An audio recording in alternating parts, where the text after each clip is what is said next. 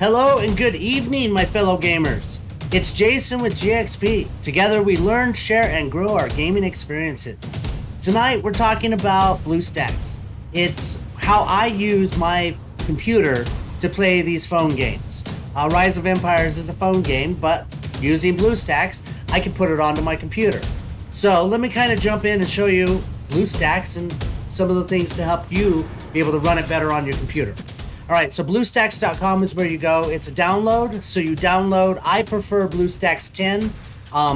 It has dashboard, it has a few other things. So let me show you kind of how it looks once you download it. Once you download it and install it, you get this icon. Once you open this icon, you get your dashboard. Here in the dashboard is where all your games are displayed. Now, it gives you a chance to also surf through different games that are built specifically for or capable of being run by Bluestacks. Once you get your games in your section, you have your specific game profile. Now, when you're running this on your computer, and let's say you don't have a lot of RAM or your processor isn't really fast, or you have a little bit older of a computer, you might have some adjustments you need to make. So you can't do any of your adjustments in the dashboard. You have to do them down here. This is the instance manager. So if you open up the instance manager, you get different instances that actually run the games. And as you can see, when you basically are, come on, you have the instance window, all right? Under the instance window, you have an icon, this little icon for the settings. So you could go in and adjust your settings depending on the number of cores you have, the number of how much RAM you have capable of running through those cores, and the performance mode. So, you can run a balanced performance, which is giving it enough to run the game and still operate other parts of your system. Or you can be all about your game and give it high performance. Or if you need to lower down the usage of memory, you can go to low memory mode. All right, and that's all under the performance setting. Now, you can also adjust, enable high frame rate. So if you're running a game that's 210 frame rates per second, this is basically how you would overclock it. All right, you can adjust your frame rate here, or you can use the eco mode inside the actual game. I'll show you that in a second. You can adjust for your display. Oh, anytime you make any changes, like I'm going to go to balanced. I'm going to leave this at high, and I'm going to leave this at high because my computer can run at 4 cores and 4 gigabytes of memory with no problem. So I'm going to go ahead and save those changes. It wants to restart that instance. So once those changes are saved, it restarts that instance. It loads up the player for that instance. All right. If you need to adjust this, you have your rotating button. All right. If you rotate it this way, you're in phone mode. Okay. And phone mode's great. I find that if I'm running phone mode after I've rotated this player, it keeps all my messages inside the phone window screen versus had I not rotated it, it blows my messages out. Little tip I've learned over time. All right, so let's talk about eco mode. Eco mode is ability to shut down the sound of the game, also control the frames per second. I don't need to mess with eco mode, but if you're having delays, try and adjust your eco mode. You can also adjust your trim. This trim right here trims out memory. As you saw, I just saved myself 446 megabytes. I just trimmed it again and saved myself another 56 megabytes. It's just cutting off unnecessary memory information. All right. Now, if you go back into your settings, you have performance. We went over that. You have display. That's the size of your display. All right. You can also adjust the density of your pixels, your graphics. I leave my graphics engine on performance, OpenGL, and auto for auto rendering. Software decode that's set. I don't mess with that. and I can tell that it's actually reading my GeForce RTX3060 graphics card.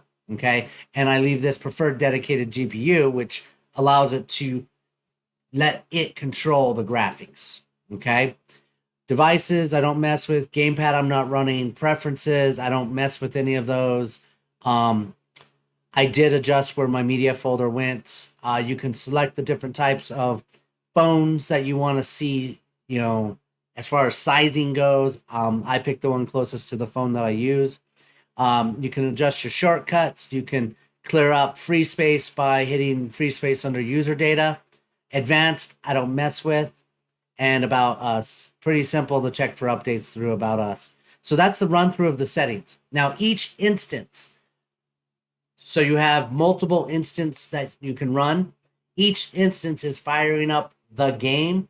So I can run 3 different accounts through 3 different instances using the instance manager. So I'm running one, I can start another, I can start another. Each one of those settings can be adjusted differently. They're not across the board adjusting all settings of every instance. You have to go into each one and change them. All right, so let's fire up the game and take a quick look.